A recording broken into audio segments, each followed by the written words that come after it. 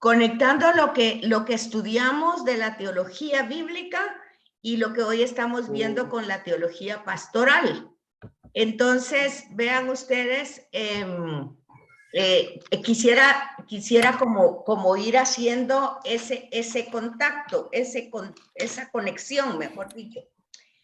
Y se me ha, pues, pensando en eso, cómo la pastoral, fíjense bien, cómo la teología pastoral que aquí se desarrolla, como bien están viendo aquí, en Vaticano II, y que va teniendo su proceso de primero de la guerra de Francia, después encuentra la definición de lo que es teología pastoral, la encuentra directamente en Vaticano II. Por eso les compartí en el chat Gaudium et Spes, que es la constitución pastoral por excelencia, ¿verdad? Y Lumen Gentium también. Pero básicamente les compartí una síntesis, no todo el desarrollo, para que nos ubiquemos en puntos importantes. Fíjense que aquí dice, se tenía que romper con una tradición basada en el culto.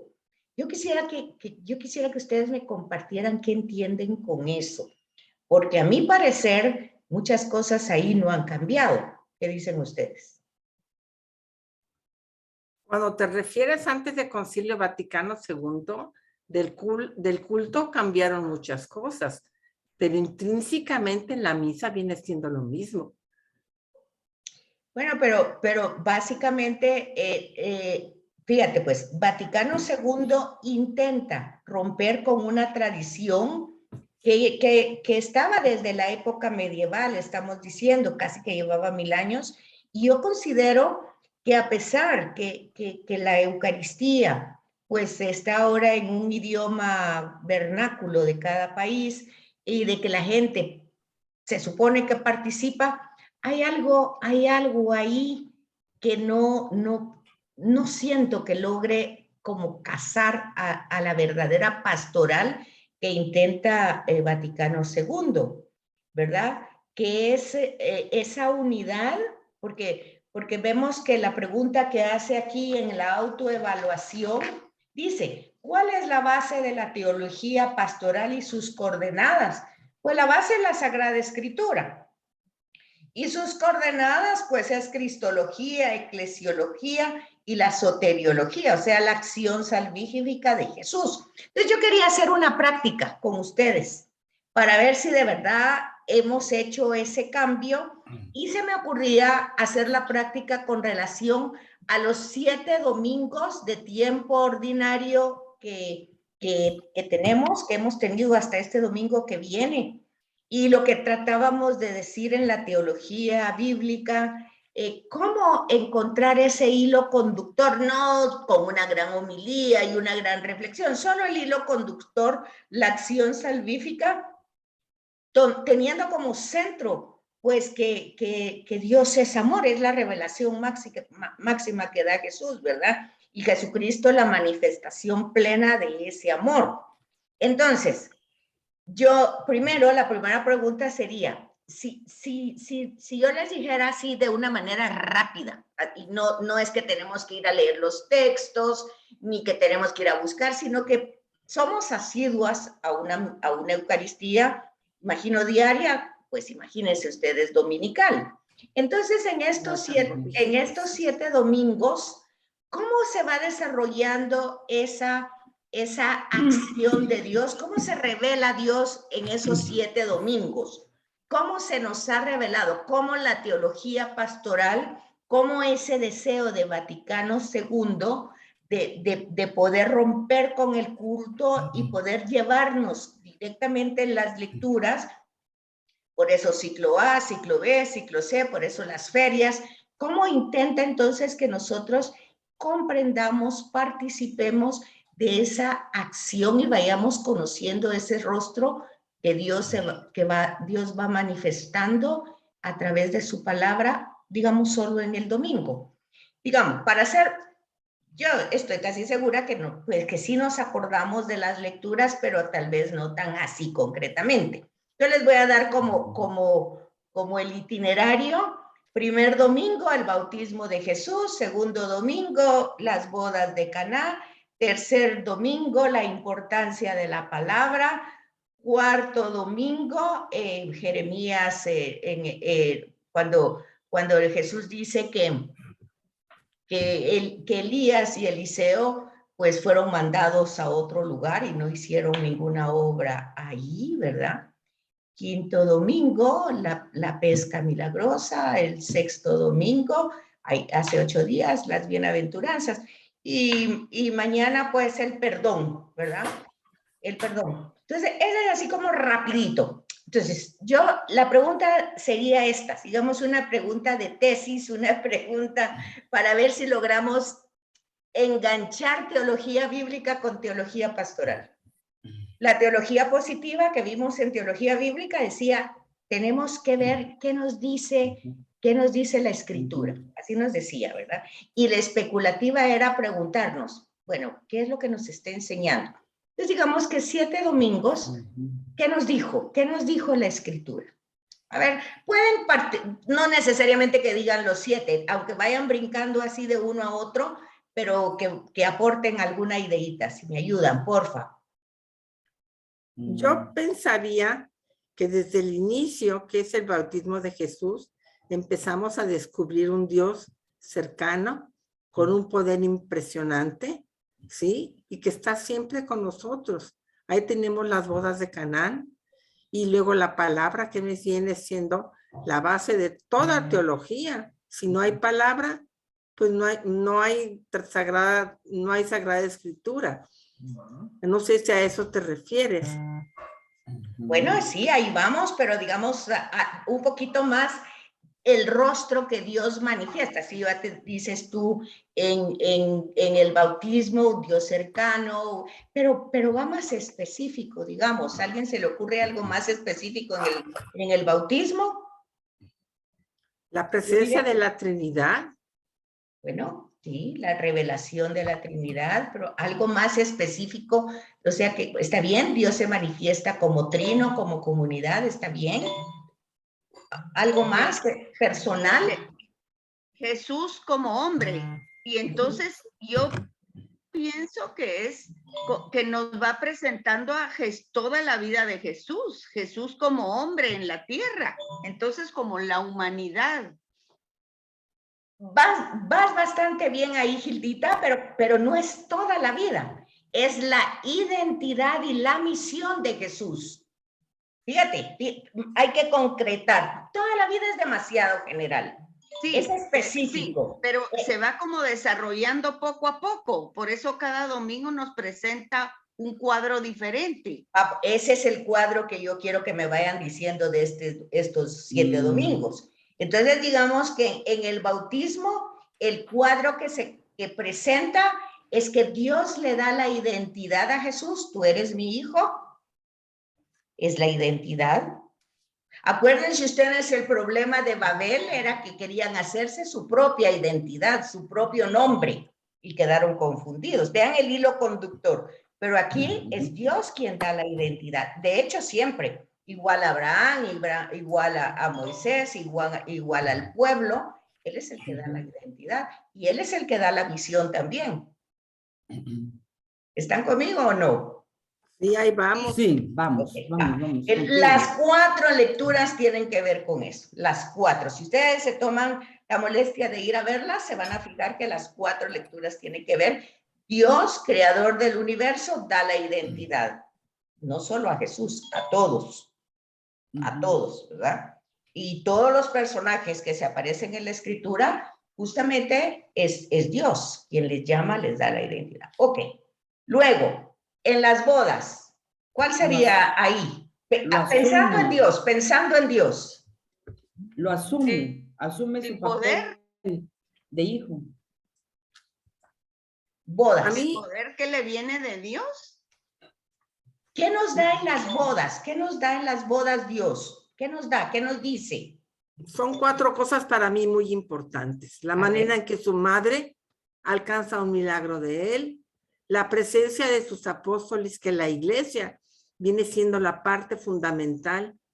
Posteriormente, cuando él se vaya, luego el sacramento del matrimonio y el anuncio ya de la transfiguración del agua y el vino en ese milagro. A mí es uno de los evangelios que más me gustan. Ajá, ahorita un momentito.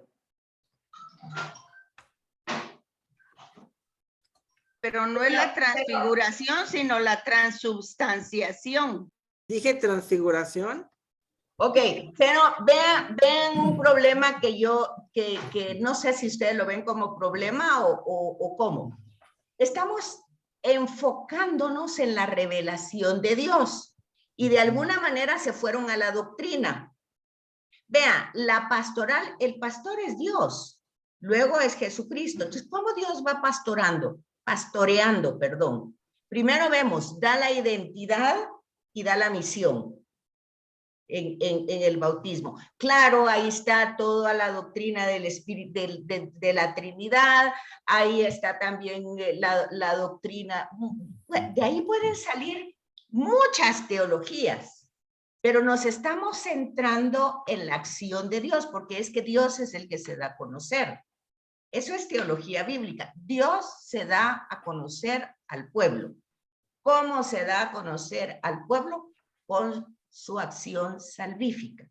Entonces, en el bautismo, Dios da la identidad a Jesús y le da la misión a Jesús, pero por ende a todos nosotros. Y de hecho, si vamos al Antiguo Testamento, vemos eso también. Dios le dio la identidad a Moisés, a Abraham, a Isaac, a Jacob, a todos los personajes, y les da la misión también. ¿Están de acuerdo o no?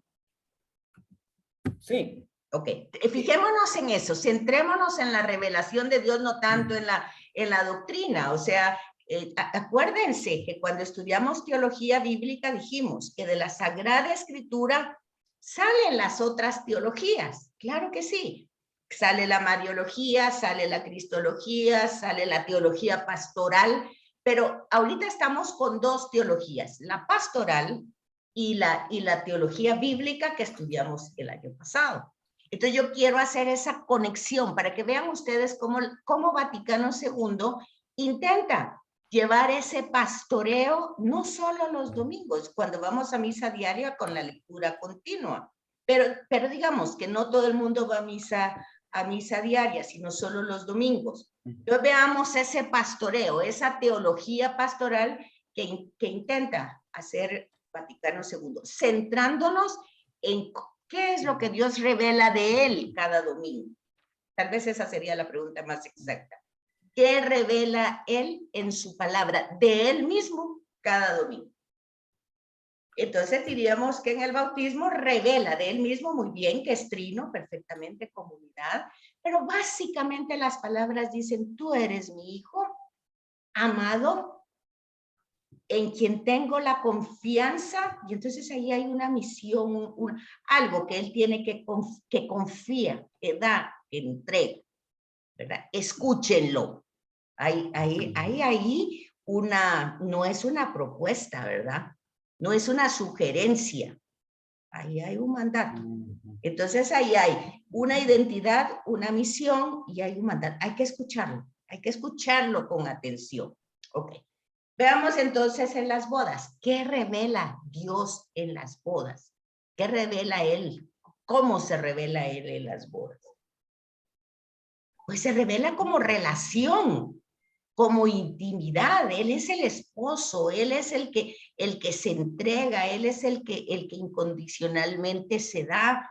Y luego eso, pues ya va a entrar la teología, la eclesiología, por decir así, pues es con la iglesia y bueno, ya todo entra, pero básicamente la base, la raíz, el origen es Dios que hace una analogía de esposo, de enamorado con el ser humano, de buscar una relación, una intimidad. ¿Les parece o no? ¿O qué más podrían decir? Yo nunca había visto ese lado, aunque el actor principal en ese acontecimiento de las bodas de Caná es él. sin embargo, yo lo veía más bien como una connotación de la presencia de María. No lo había yo visto como cristología. ¿Qué dicen las demás? Ajá. ¿Y cómo te parece verlo así? Verlo como directamente Dios que busca la relación íntima, que establece unas bodas con el hombre, un lazo, una intimidad, una relación. ¿Cómo te parece? Muy cercano, siempre listo o atento a las necesidades del ser humano. Esa es su Mira, misión, esa es su mira qué misión. bonito, mira qué bonita manifestación y qué bonita revelación. Mira, es muy esperanzadora encontrar el meollo, la raíz, el punto del mensaje. Es bien importante, porque mira, sí hay toda otra reflexión. Acuérdense que hemos dicho que la teología es una reflexión que se va desarrollando y nunca se termina. Pero tenemos que primero partir del origen, que es pues Dios que se está dando a conocer. Va. Ahora pasemos al otro tema, ¿verdad? El tercer domingo, que es la palabra. ¿Se acuerdan ustedes? Esdras el sacerdote, Nehemías el gobernante, ya pasó el exilio, regresan por el mandato de Ciro. Ese es el contexto histórico. Entonces, ¿qué pasó ahí? Y luego Jesús, ¿verdad? En Lucas, que se aplica. Esto se cumplió hoy. Fíjense, levante el texto, lee Isaías, ¿se acuerdan? ¿Verdad? Ese es Lucas. ¿Qué habrá ahí? ¿Qué manifiesta Dios en ese pasaje de ese domingo? El tercero. El fundamento de todo ser humano es la palabra. Tiene que ser la palabra lo que nos mueva, como el pueblo del Antiguo Testamento, lo que repetían: escucha Israel. Tenemos que basar nuestra vida en escuchar a aquel que habla, que es su palabra. No hay red, ¿ves? O sea que en esa, ahí nos ayuda un poquito el contexto histórico en la primera lectura. Ellos regresaban del exilio, vieron todo destruido, así como nos podemos sentir después de la pandemia, enfermos, cansados, todo. Pero, ¿dónde encontraron su esperanza? ¿Dónde encontraron el sentido de su vida? ¿Dónde encontraron la reflexión que les daban una nueva energía? En la palabra, ¿verdad? Y esa palabra pues llega a Jesús que la encarna, ¿verdad? Eso se cumple hoy, esa palabra que se ha dicho en el pasado se cumple, hoy se cumple.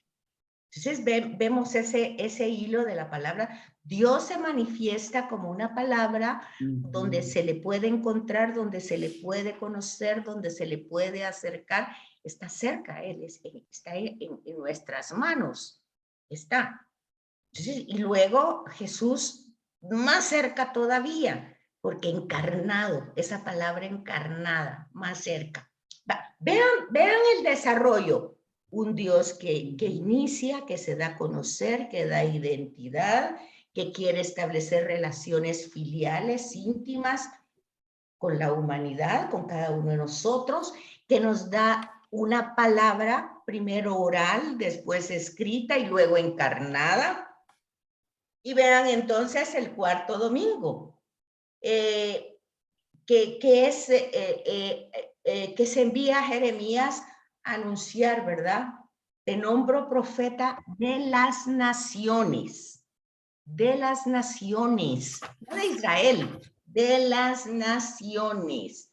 Y como continuaba la lectura esa de Lucas, cuando Jesús lee la pericopa de Isaías, y luego pues la gente primero lo admira, pero ahí Jesús suprime una parte de un Dios castigador. Y entonces la gente un poco reacciona. ¿Cómo es posible que haya como mutilado la palabra? Y luego pues le piden a él que haga algo, y él dice pues que Elías, ¿se acuerdan ustedes? Eso pasó en Nazaret, y luego lo quieren despeñar. Entonces, ¿cuál sería ahí el tema? La revelación de Dios. Esa palabra esa relación, esa intimidad, esa identidad y esa misión es solo para algunos. No. No, Es no puede ser para algunos, Ok, es para es todo ser universal, humano. es universal, sin condiciones, abiertos para buenos y malos, abiertos para todos los hijos. Vean, ahí está la universalidad de ese amor. Dios se da a conocer como un ser que ama a todos. Jesús luego lo va a especificar en otros lados, como el sol, como la lluvia, que no sale en una parcela, ¿verdad?, sino en todos. Veamos luego el quinto domingo. Es la pesca milagrosa, con Isaías que ve la gloria de Dios en el templo. ¿Cuál sería eso? ¿Cuál sería ahí la manifestación de Dios en eso? En ese pasaje, en esa línea, en ese cuadro, en esos cuadros. A ver, repite, por favor. La pesca milagrosa, el Evangelio, Isaías ve la gloria de Dios en el templo. Como la abundancia, la inmensidad. Sí, hay una abundancia, de hecho, así es. Y ahí se pueden sacar muchas reflexiones, pero veamos la raíz que hay en los tres, en los cuatro. Está la misma raíz. La consecuencia de esa misión, de esa identidad. Veamos la línea otra vez conductora desde el primer domingo. Esa identidad que me da el Padre y la misión a la que convoca, esa intimidad a la que me invita y esa relación que quiere que yo corresponda, esa palabra que ha dicho siempre y que yo debo de escuchar y que se encarna en Jesús, esa universidad, eso si lo recibo, tiene que ser para todos, no es para que yo me quede gloriando que es para mí misma, es para todos, es para darlo. Lo que recibiste gratis, dalo gratis. Entonces, es para darlo a todos. Pero vean, entonces aquí viene una consecuencia de eso. Y lo vemos en Isaías, lo vemos en Pablo en la segunda lectura, lo vemos en el Salmo, el Mísere, y lo vemos en el Evangelio. Soy pecador y no lo merezco. Eso dice Isaías, pobre de mí. Soy un hombre impuro en medio de un pueblo impuro. Lo cual significa todo eso de los domingos anteriores, yo no tengo mérito alguno. Soy impuro en medio de un pueblo impuro. Luego Pablo, y se me apareció a mí que soy como un aborto. Luego Pedro, apártate de mí que soy pecador. Y el Mísere, porque pecador me concibió mi madre. Hay miren, la pastoral, si uno le pone atención, diciendo, ok, toda esa revelación de Dios, si la logro captar, si la logro entender, tiene como consecuencia el que me descubra tal cual soy. Pero eso no es para suicidarme, ni mucho menos deprimirme. No, porque ahí es donde entra el tema de la gracia, ¿verdad? Pero tiene otra consecuencia. Hace 8 era, pues eso, que bueno, ese fue el quinto. Entonces el sexto, venía otra vez Jeremías y el tema, ¿verdad? La confianza en nuestras capacidades o en nuestras amistades o en nuestras posesiones, pues no nos lleva mucho. Creo que les dije ese día que hay un canto que dice, cuando pongo el corazón en las cosas que mueren, me voy muriendo yo también. Entonces aquí eran las bienaventuranzas. Dichoso el que confía en el Señor, dichoso el que pone en Él su confianza, dichoso el que se abandona a Él, dichoso si de veras lo comprende, ¿verdad? Y aunque ahí pareciera muy contradictoria las bienaventuranzas, porque pone el que llora, el pobre, pues es más bien el desapegado, ¿verdad? Y eso ya lo platicamos en teología bíblica, es el desapego. Si no estoy apegado a los comentarios positivos o negativos, ¿verdad? Tanto positivos como negativos. Si no me apego a las posesiones, si no me apego a los afectos, que parece que es nuestra tendencia. Y por último, el domingo ¿verdad? Pues si yo he captado toda esta realidad de Dios, pues obviamente Monseñor Barron hace esta aclaración, ¿verdad? Que la vida es como una ruleta, dice él, ¿verdad? Y a veces estamos arriba, a veces estamos en medio, a veces estamos abajo. Cuando estamos abajo queremos otra vez luchar para ir arriba y llegamos arriba otra, y la ruleta nunca cesa de dar vueltas y la vida es así, a veces aquí, a veces allá. Entonces dice, mientras estamos en la ruleta, siempre vamos a estar con esa angustia, estrés, expectativas, que si estamos abajo queremos estar arriba, que si estamos arriba no queremos que nos bajen. Entonces no es como muy sabio estar en la ruleta, ¿no? Sino en el centro, ¿verdad? Donde está Jesús, que no estaba donde estaba la ruleta, ¿verdad? No estaba con esos vaivenes de la ruleta. Entonces, se dan cuenta ustedes que con esto que nos manda Susi, Monseñor Barrón dice siempre, hermanos pecadores. Así saluda usted, él saluda así. Buenos días, hermanos pecadores. Es interesante, ¿verdad? Porque va comprendiendo lo que todos tenemos que ir comprendiendo, lo que dice el Papa Francisco. Somos un hospital, la iglesia es un hospital, o sea. Entonces, toda esta idea, pues, llega este domingo que viene y es el perdón, ¿verdad? Primera Samuel nos va a presentar que Saúl quería matar a David y lo encuentra en aquel cueva, ajá, y no lo mata, lo respeta. No porque era buena gente, ni por, pues ya sabemos cómo era David, ya tenemos ideas de David, pero tiene temor de Dios, es un ungido, lo respeta. Fíjense, más ahora nosotros que ya no tenemos la idea de que es un ungido el prójimo, es un hijo de Dios, ¿verdad? Aunque él no lo sepa. Entonces, con más razón, perdonarlo, ¿verdad? Aunque sea alguien que se enemiste con nosotros por lo que sea, por la circunstancia que sea. Entonces, David perdona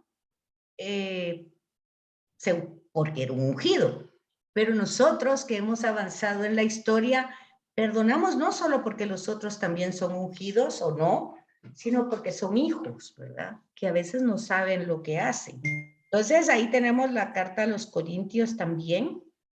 Está esa correspondencia, esa coherencia de lo que hemos recibido del Padre. ¿Sí? ¿Sí, Susi? Fíjate que en estos días oí del Santo Padre una explicación muy bonita sobre lo que es, no el cuerpo místico, porque el cuerpo místico es la iglesia, sino la comunión de los santos. Decía ahí que todo ser humano, pecador, apóstata, criminal, alejado de la gracia de Dios, pertenece al cuerpo místico. Y me impresionó mucho. Ahí está el texto, ¿ves? Eso no lo dice él, lo dice la Escritura. Eso lo dice justamente el domingo que viene.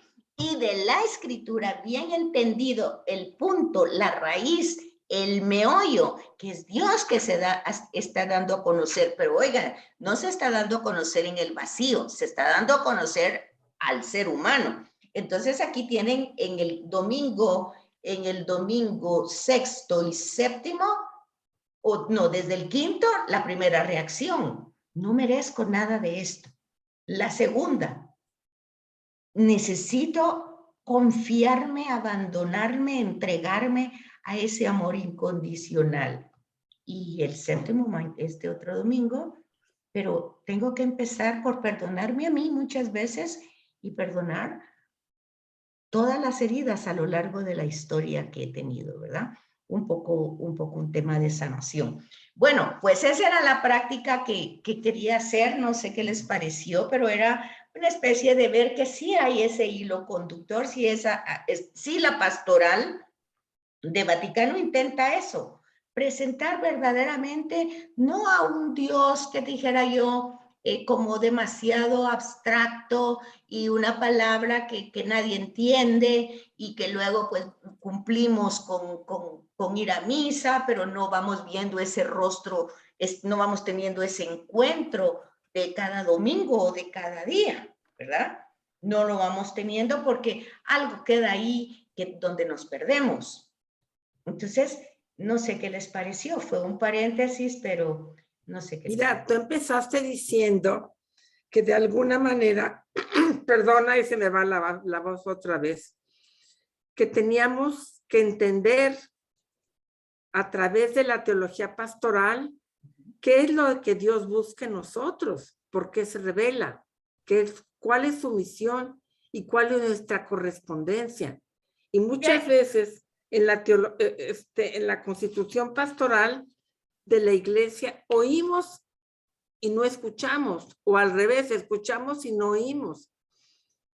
Pero indignos seremos siempre, por eso la misericordia de Dios es lo que más nos sobrepasa y lo que más nos acerca a su bondad. Muy bien, Susi. Bueno, pues esa pequeña práctica, no sé, pues espero que les haya sido útil para que la continúen haciendo todos los domingos venideros. Y una observación para quienes van a misa diaria, ¿verdad? Cuando se cierra un ciclo, por ejemplo, se cerró la lectura de Primera, Segunda Samuel con la división del reino del norte y el sur, ¿verdad? Jeroboam hace en el norte becerros por el temor de que el pueblo no se vaya a Jerusalén a darle culto a Yahvé. Y entonces ya queda dividido no solo cultural, histórica y religiosamente, el reino del norte y el reino del sur. Ahí algo que ya después Jesús lo va a tener la diferencia cuando habla con aquella mujer samaritana. Pero esta parte de la historia, la pastoral, en las ferias, o sea, las lecturas diarias, se quedó ahí. Y si ustedes se fijaron, después de eso, ¿qué pasó? Empezamos a leer ¿a quién? A Santiago. ¿Por qué? ¿Por qué no seguimos leyendo el Antiguo Testamento en forma continuada? ¿Quién puede decirme por qué está pasando eso? Yo no sé, pero me llamó mucho la atención. Ok, se terminó un ciclo importante y logramos entender todo este plan de amor, toda esta revelación de Dios, cómo no logra avanzar por nuestras ambiciones, egoísmo. Y ahí están las figuras, ¿verdad? Es Salomón, que sí, que es sabio, pero de alguna manera intenta hacer alianzas con los pueblos paganos para tener la paz. O sea, confió en sus habilidades políticas y aleatorias más que en Dios, ¿verdad? Y entonces hay consecuencias. Siempre hay consecuencias. Y la consecuencia fue que su hijo, Roboam, cuando él muere, pues es un muchacho que lo ha tenido todo y entonces resulta que no logra captar cómo el pueblo está cargado con tantos impuestos, con tantas cosas, y se divide el norte porque Jeroboam, que es otra persona ambiciosa, se aprovecha de esta situación y se queda con 10 tribus, con 10 tribus, 2 le quedan, pero básicamente una, Judá al norte, al sur, o sea, Jerusalén, Judá. Entonces, fíjense ustedes que ahí todavía queda esto como diciéndole a Salomón, está dicho así, por el amor que le tengo a mi nombre, por el amor que le tengo a David, pero David no es como que nosotros lo personifiquemos, a la humanidad, ¿verdad? A la humanidad, pero ahí está específico, David. Por eso, no va a ser en tu vida que se va a dividir, pero va a ser cuando tú mueras. Es un amor.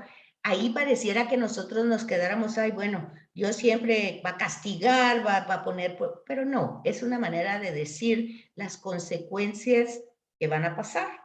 Se terminó el ciclo, se quedó 10 tribus idólatras, alejadas totalmente de Yahvé. La parte no. Zaida, ¿no es lo que está sucediendo ahora? Es lo que sucede siempre. Es que la palabra de Dios no es algo que pasó hace un tiempo, es lo que sigue pasando si no ponemos atención.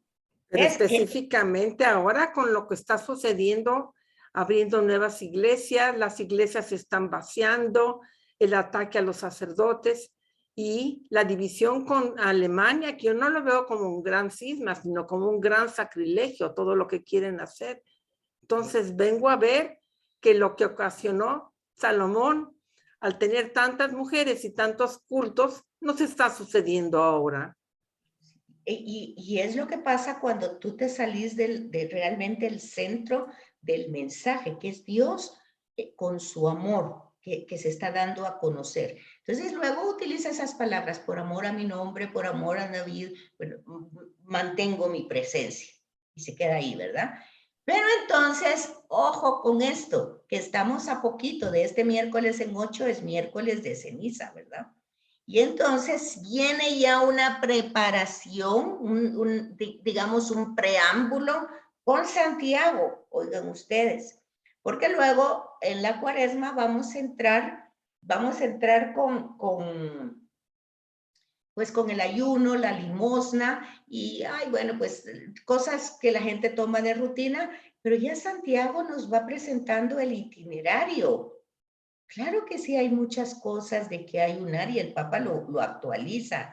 La lengua, hay que ponerle atención. A veces somos muy fáciles para decir cosas y entonces ahí Santiago nos va diciendo cómo esa relación, esa coherencia por aceptar el amor de Dios, por confiar en Él, por entender que no lo merezco, tiene que empezar con ciertas correcciones de mí misma a mí misma, en mis tendencias, en mis inclinaciones, en mis juicios. Y entonces, porque ser religioso no es tema de culto nada más, sino es algo práctico en la vida, en mi relación con el ser, es algo práctico que se tiene, por lo menos los que están aquí conmigo cerca, pues tendrían que fijarse, ¿verdad? De que hay una realidad cierta que vivo, que lo hago no porque soy buena gente, no porque tengo poca autoestima, no, sino porque realmente entiendo lo que Dios se da a conocer, lo que Dios me quiere dar y verdaderamente lo quiero. Entonces, Santiago, y fíjense, después de que se acabe la carta de Santiago, antes del miércoles de ceniza, se va a leer un poco Pedro. ¿Y hasta cuándo vamos a entrar otra vez con la lectura continua? Estamos hablando de las ferias, o sea, de la misa entre semana. ¿Y cuándo vamos a entrar otra vez a la continuación de las lecturas del Antiguo Testamento? Así hasta junio, después de que pase la Cuaresma, la Pascua, que termine en Pentecostés y todo eso, ya entra otra vez el tiempo ordinario con la lectura continuada de donde se quedó. Es una observación para que vean por qué tiene que ver, porque eso es la pastoral. La pastoral es algo que empieza a educar desde la palabra. Y la palabra la tenemos todos los días en la Eucaristía. Y no vamos solo por ir, por costumbre, por tradición. Vamos para tener ese encuentro, esa relación e ir comprendiendo cómo Dios se va manifestando en mi vida todos los días y a cada momento. No es de vez en cuando. Bueno, entonces ya nos llevamos mucho tiempo con la práctica, pero consideré que era un poquito necesario. No sé, tal vez ustedes no, pero me dirán. No, súper interesante, Betsaida, gracias, de verdad. Lo que pasa es que ha habido bastantes procesos y cambios, pero ahora realmente la base de lo que debe ser esa continuidad es Concilio Vaticano II, ¿no? Eso mero, por eso es, porque íbamos a entrar a eso y yo quería que ustedes tuvieran como ese preámbulo de ver en la práctica que sí se ha hecho, o al menos el clero sí lo hace desde Vaticano II, pero el pueblo todavía no lo capta. Todavía hay algo, no sé si es en las catequesis, no sé dónde está esa falla o esa, no sé, como ausencia, pero ese es lo que habla aquí, ¿verdad? Vaticano II se puede considerar como final de un desarrollo eclesiológico. O sea, hubo ya un proceso de iglesia que ya hablamos desde dónde venía y dónde termina. Vaticano I no lo logró, Vaticano II lo logra, ¿verdad? Y empieza una nueva evolución. Y dice ahí, en la que hoy nos situamos. Ojo, tenemos que entrar en ese movimiento. Decíamos hace 8 días que las conferencias episcopales, digamos, Aparecidas, Río Janeiro, Medellín, Puebla, intentaron en cada continente encarnar Vaticano II, no solo en palabra, porque si ustedes se dan cuenta, en palabras sí se utilizan las palabras, pero no en la vida realmente. Todavía hay ahí como un espacio que no logra entrarse, ¿verdad? Entonces dice que la Constitución, esta que vamos a ver un poco, fue aceptada, la Constitución pastoral, con que concluyeron los trabajos de los obispos. Se empezó desde el 63 y fue aceptada, fíjense ustedes, hasta el 65. Es esta, ¿verdad? ¿La miran ahí? Sí. Ok. Entonces, vean ustedes, aquí tenemos, antes está toda la introducción y cómo se va desarrollando. Esta es una síntesis, la que les compartí.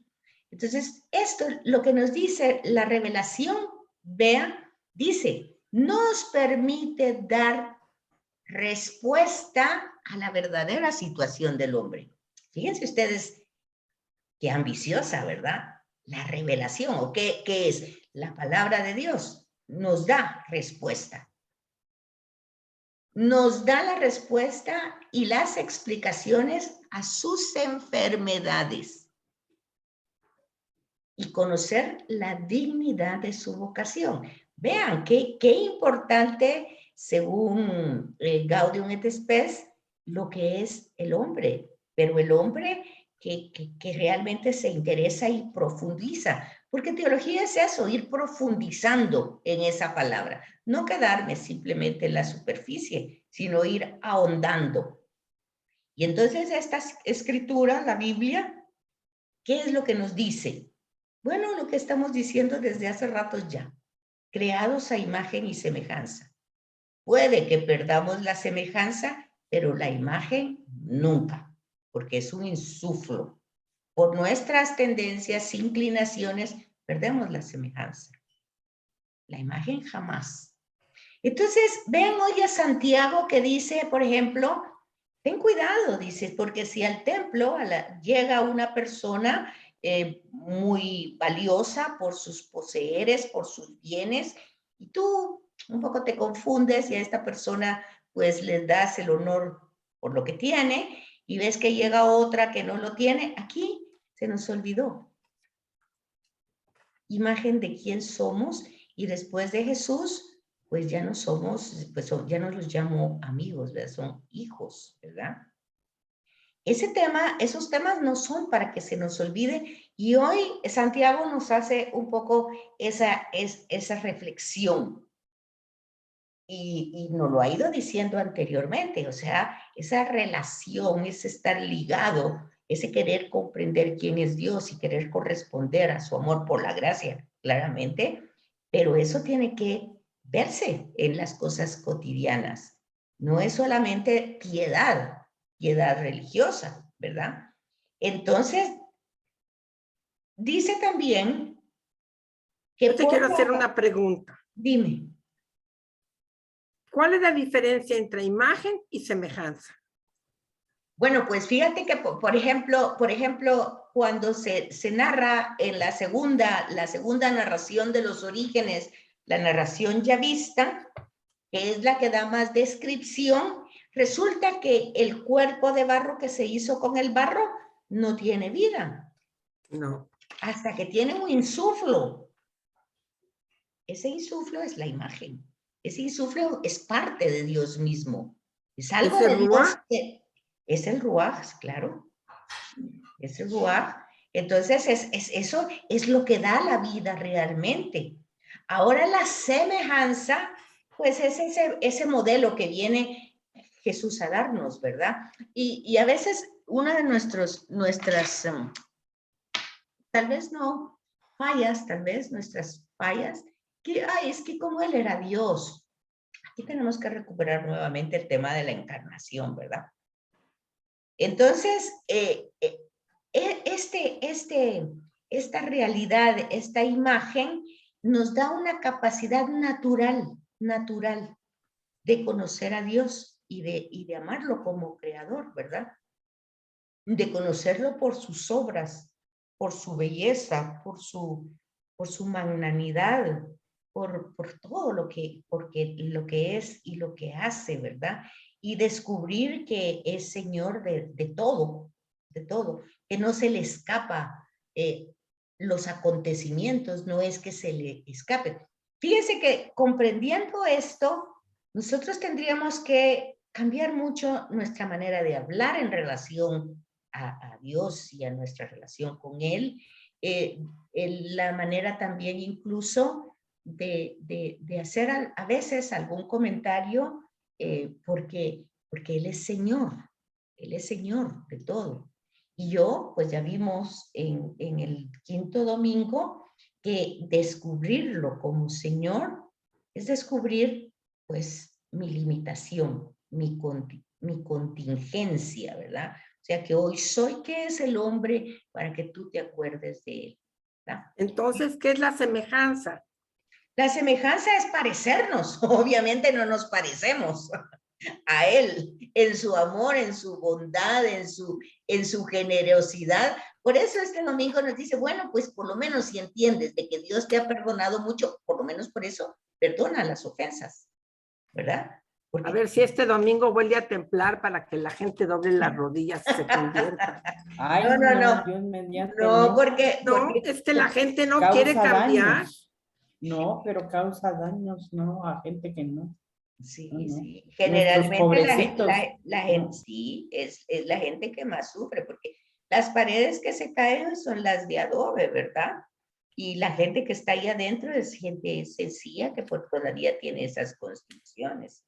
En fin, ahí vamos viendo. Y aquí tienen ustedes toda esta reflexión que se ha ido dando a través del tiempo, ¿verdad? Que es el hombre apenas inferior a los ángeles, coronado de gloria y esplendor. Ahí vemos un poco imágenes de Génesis 1, ¿verdad?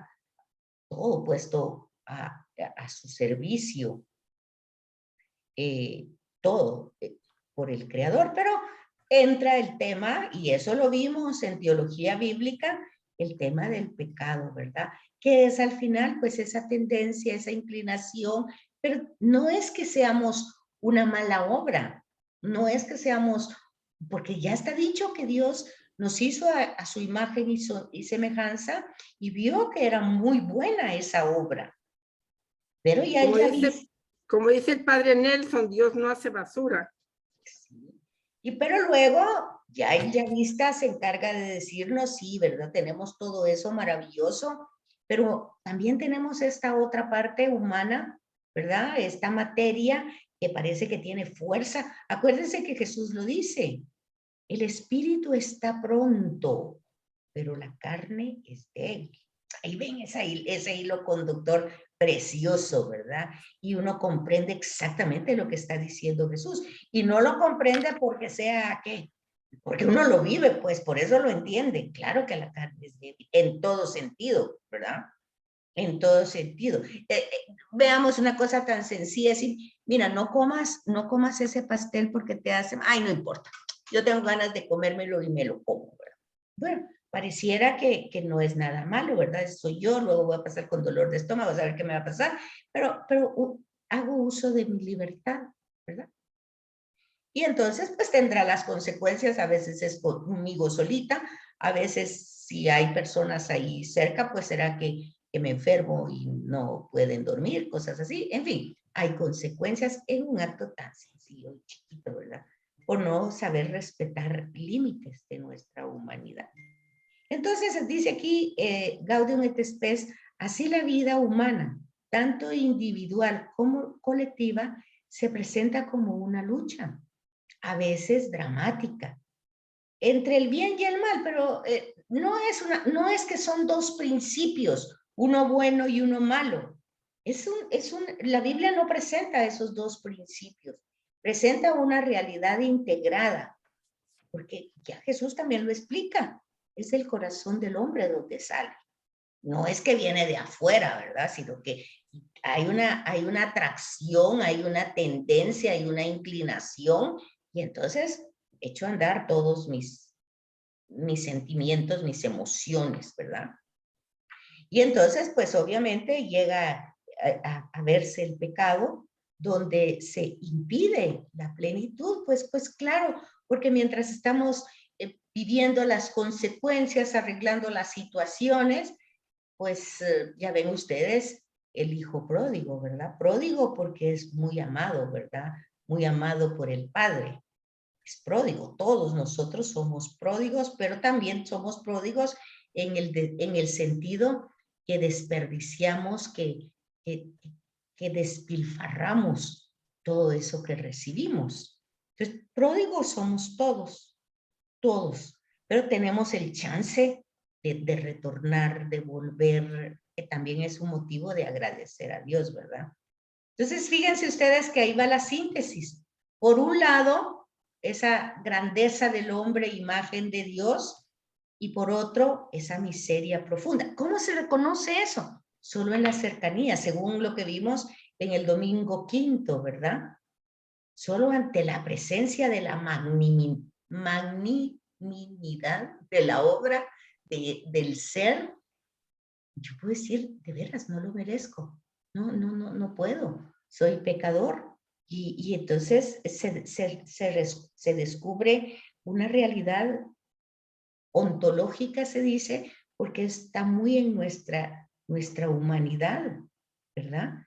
Y no es que tengas poca autoestima o que me tienen que decir, no, mira, pero tú sí haces y bien, no, es una realidad que con negarla no es que se quite, ¿verdad? Sino que ahí está. Entonces, pero solo es esa presencia. Un señor Barron dice, es como un vidrio que está sucio, dice, ¿verdad? Pero no hay luz o la luz no le da directamente, pues no se mira la suciedad. Pero luego, cuando vemos que el sol lo ilumina el vidrio, vemos con claridad dónde está cada manchita. Él pone otro ejemplo interesante que de una amigos que él tuvo, o que se lo contaron, algo así, de que cuando no había luz y la gran felicidad de que iba a haber la luz eléctrica, acuérdense que eran las candelas, ¿verdad? Que uno iba con su antorcha o con su candelabro de un cuarto a otro, y bueno, eso fue todavía en el siglo pasado. Y entonces de pronto dice que era la gran noticia que esa noche, iba a ser de noche, cuando se iba a encender todas las luces, porque la electricidad se estaba inaugurando. Entonces dice que cuando pasó eso, toda la gente estaba feliz, eufórica, porque qué alegría, qué felicidad, parecía de día, mientras que la persona mayor dice que cuando empezó a ver las paredes, lo primero que vio es que todo estaba sucio. Entonces le empezó a dar tanta pena y empezó a limpiar.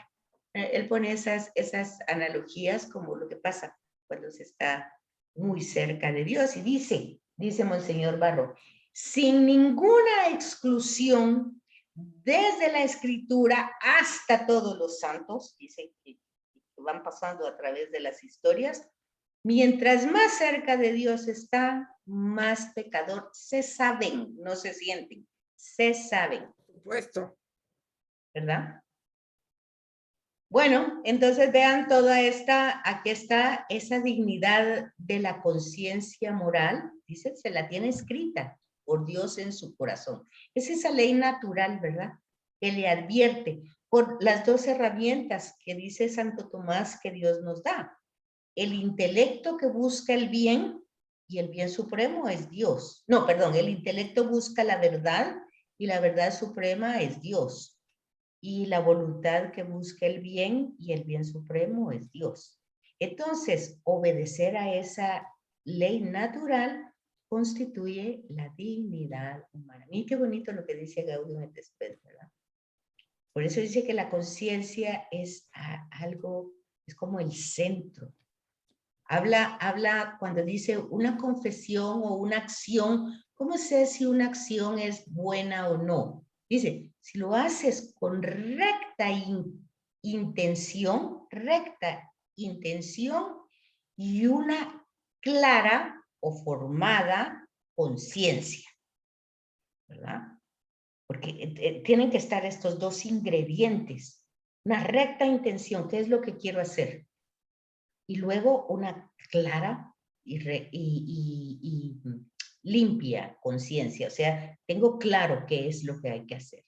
Entonces, desde ese punto, él dice, es lo que constituye la dignidad y esa conciencia es el núcleo más interno, secreto, como el sagrario del ser humano, ¿verdad? Y esa ley la conoce. O sea, por ejemplo, no sé si a ustedes les pasa, pero yo tengo un amigo sacerdote que a veces le digo, padre, ¿qué tengo que hacer? Lo que le diga su conciencia. Entonces no hay mucha plática ni lo que le diga la conciencia. Usted tiene que tener una recta intención y una clara conciencia. Y entonces usted haga lo que le dicta la conciencia. Entonces, ahí tenemos pues esa guía, ¿verdad? Que consiste en el amor de Dios y al prójimo. Y la fidelidad a la conciencia es la garantía que tienen las personas y las sociedades. El problema es que ahora tenemos una conciencia muy light, ¿verdad? Todo lo justificamos, todo, como tenemos esa frase, como soy humana, ¿verdad? Como soy humana, entonces eso está bien. Y entonces así vamos deslizándonos poquito a poquito. Este material que estoy compartiendo aquí con ustedes no nos va a dar tiempo leerlo entre la próxima semana porque es un poquito largo, pero ahí se los puse por lo menos para que tengan la síntesis. Yo sé que ya lo han visto en otras clases y en otras materias, pero ahí van como la síntesis. No sé si tienen preguntas, Susi. ¿Tienes tu manita levantada? Ay, perdón, si me olvidó bajarla. Ah, bueno, pero no hay dudas, preguntas. ¿De dónde sacaste todo este material? Ahí les puse el link, creo que es el que mandaste del link, que no he leído todavía. sí, ahí está, y creo que es, no sé, es CatholicNet, algo así, no sé. Estaba buscando para poderles compartir, pero no todo el material, sino solo una síntesis, ¿verdad? Un resumen. Y me parece que este estaba más adecuado. ¿Dudas, preguntas? Parece que no. No, ¿No? Bueno, pues entonces yo creo que nos está llamando. ya las están llamando. ¿Quién puso eso, Analu? Nos avisan, por favor. Ah, no, está en el otro que está diciendo. Nos avisan, puse yo ya. Pero digo yo, perdón. Betsaida, ¿qué es eso de pico de la Miranda, de la no sé qué cuentos? Que pusiste en 2 líneas antes de que... En el material. ¿En dónde? Aquí. Analu. Apagaste tu micrófono, Analu. Analu, tienes en síntesis, perdón, en síntesis, en donde el tercer inciso que dice pico de la Mirándola. Fíjate que no sé dónde estás. Arriba de... antes de la conciencia humana. Ya lo vi. Por otro lado, la miseria profunda, esa miseria profunda es como un iceberg, ¿verdad? Que sale así, que casi no se ve. Te fijas, por ejemplo, ese barco, ¿cómo se llamaba? Ese que se hundió y no logró ver ese pequeño pico, pero el gran hielo estaba abajo. O sea, es importante que miremos nuestras profundidades. no es fácil y dice que hay que hacerlo de la mano del Señor, porque si no, pues de verdad entramos en una angustia terrible, que muchas veces se ve que en las historias de los santos llegan a angustiarse profundamente de darse cuenta de algo que solo sale un piquito. O sea, a veces nuestras acciones o nuestros gestos apenas son un piquito que tal vez no le damos tanta importancia, pero hay que mirarlas con atención para ver por qué es que las tenemos y de dónde es que vienen esas pequeñas culebritas que están ahí como enterradas y que hay que verlas con atención, ¿verdad? Ay, disculpa, ya nos llamaron de la otra clase. Gracias. Bueno, pues a la Ese es el orden. iceberg. Bueno, ok. Ese es el Gracias, iceberg. gracias. Gracias. Yo creo que Betsaida. sería bueno imprimir esta síntesis. Sí, por supuesto, y agregarla ahí al manual. Bueno, está Buenos bien, días gracias, a gracias. todas. Gracias. Feliz fin de Gracias. semana. Que sigas mejor, Susana. Gracias. Es mejor, Adiós, Susi. Betsaida. Gracias. Dios. Gracias. Gracias, Betsaida. Gracias.